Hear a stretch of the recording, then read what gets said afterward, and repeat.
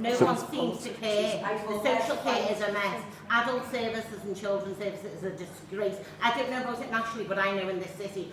Before I worked with women high-risk female offenders, I worked for a domestic abuse service here. I worked with high-risk female domestic abuse victims.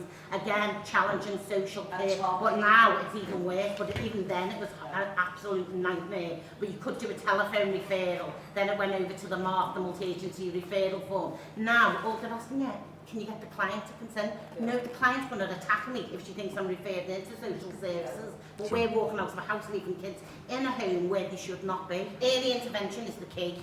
Not after the horse is bolted. Get in. There's always signs, there's always something going on that you can see. But the big thing is, a lot of the time, the ones that you can see, the ones that you can't see are going off it and you're not seeing what's going on. The domestic homicide, for domestic homicide cases, it's not the high risk, it's often the bronze or the silver where there's the domestic homicide. It's absolute, because there's not enough services, there's not enough of us. Everywhere you go, there's not enough doctors, nurses. It's at breaking points, isn't it? Yeah. It broke, okay.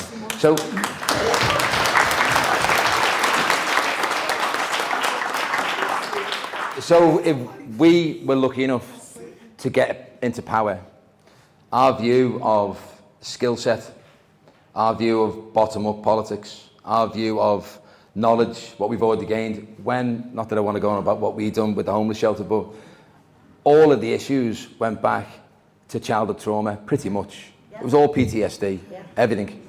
And an awful lot of drug addiction was the dopamine fix to replace the love they lost from the mum or the father. So that warm feeling from sitting in a room on your own, not even partying of a night. And that's what people don't understand. But I only understand it because I got involved within the homeless shelters that we created. So I understand it properly. Brian will tell you, we were there Christmas Day, New Year's Day.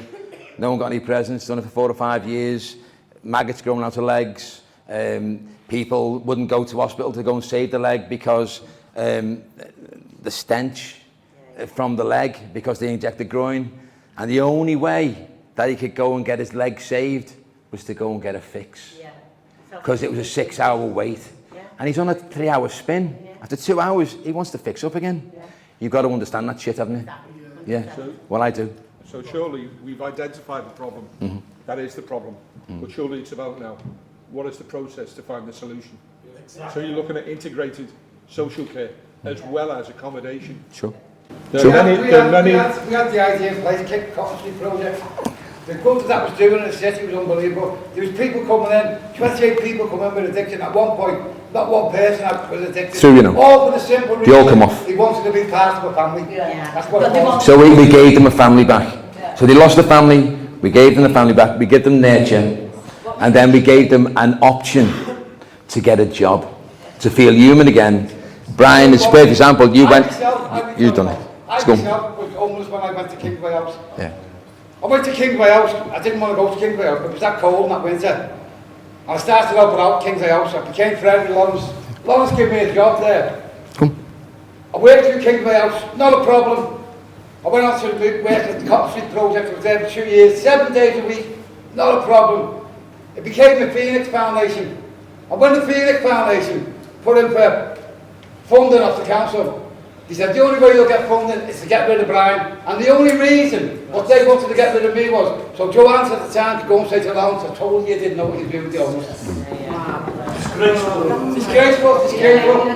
I could have gone back on the drugs, I could have gone under anything. But as Lawrence said about this umbrella of looking after people, he looked after me the same way that we'll all look after each other.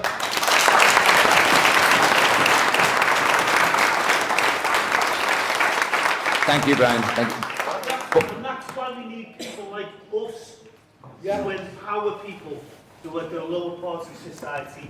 We know, we've experienced, I've experienced some of the things that what you just talked about. Right? And we have people here that understand what people have gone through. Now it's our time for you people here who listen to what I'm saying to stand up and be counted. The very first time I spoke, I said it's not about collapse, it's about action. Taking action, positive action. Okay.